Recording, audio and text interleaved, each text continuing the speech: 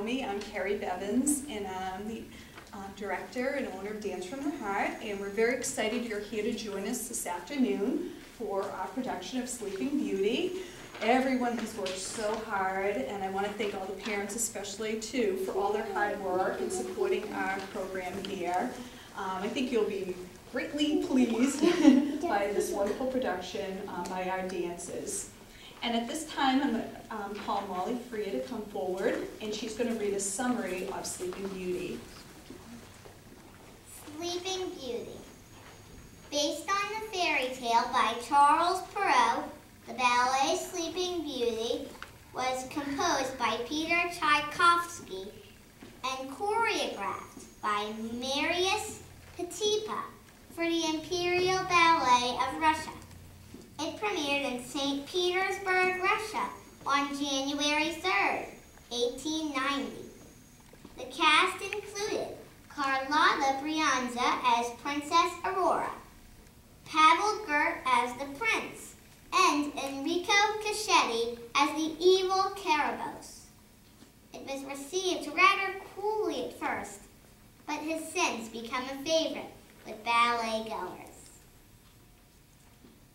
In the king's castle, they are celebrating the christening of Princess Aurora. The 6 invited fairies each bring a gift and bestow a blessing on the infant. Suddenly, the wicked Carabosse bursts in, offended at not being invited to the christening. She curses the baby to prick her finger on a spindle and die. To the relief of the court, the lilac fairy has not yet given her gift, and she pronounces that the princess will not die, but fall into a deep sleep from which she can only be awakened by the kiss of true love. 16 years pass, during which every pin, thorn, and spinning wheel has been banished from the kingdom. The princess has grown into a beautiful girl. At her birthday ball, an old woman approaches and gives her a gift that she has never seen before, a spinning wheel. The princess pricks her finger and falls asleep. Throwing the disguise off, Carabosse appears triumphant before the court. The lilac fairy arrives to keep her promise and causes a thick forest to grow up around the palace while everybody in it magically falls asleep, to only awaken when the princess does. 100 years go by. A young prince makes a stop in a clearing in the forest. The lilac fairy appears to him and shows him a vision of the sleeping Princess Aurora. He begs the fairy to take him to the princess and follows her to where Princess Aurora sleeps amid the enchanted court. As he awakens her with his kiss, all the others also awaken. The prince asks for Aurora's hand in marriage. Aurora's wedding is celebrated in the grand ballroom of the palace. Fairy tale characters and all the fairies join in celebrating the marriage of Aurora and her prince.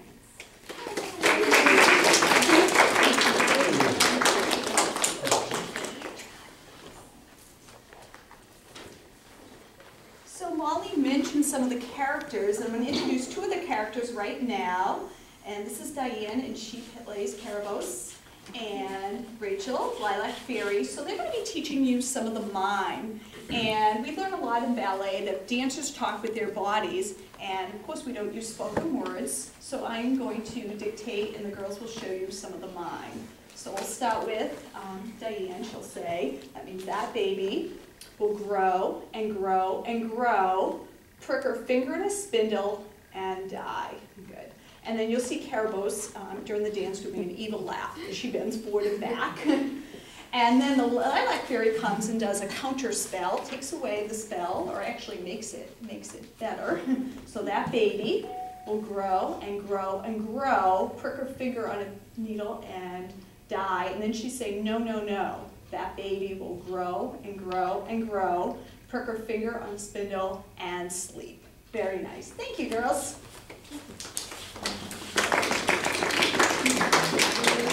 And now at this time, we're going to prepare. We're going to put on our spotlights, which makes it official for our sleeping beauty production. So I'm going to ask all the fairies, which is our first dance, to take their place